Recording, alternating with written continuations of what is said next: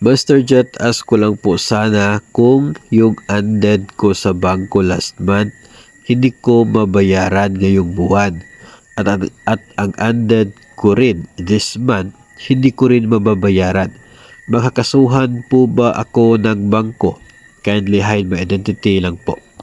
Siguro kung wala ka pang ibang mga undead na cases before na hindi mo binayaran, kung itong 2 buwan pa lamang, siguro naman ay hindi pa maglapit sa legal team nila yung bangko para ikaw ay kasuhan kung 2 buwan pa lamang, no, ito pong hindi ninyo nabayaran dahil sa pagkakaroon ng undead.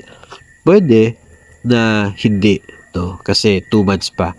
At pwede rin naman na kasuhan ka ni bangko.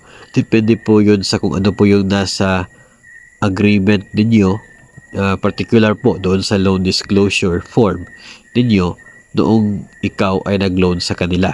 Kung naka-state po doon kung ilang months na walang payment ay may refer sa legal, then yun po yung susundin. Depende po kung ilang buwan yun nandoon. Pero bagamat hindi ka po kakasuhan, ay nakakasiguro po, no, na or dapat din na expected ninyo na magkakaroon ng dagdag na interest yon or charges yung loan ninyo dahil doon sa hindi po ninyo pagbabayad ng 2 buwan doon sa monthly amortization. Kasi meron po kayong kasunduan na dapat ay monthly magbabayad sa loan na yon.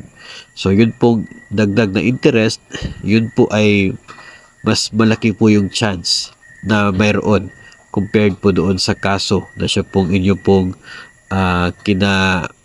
para ba kinatatakutan na mangyayari.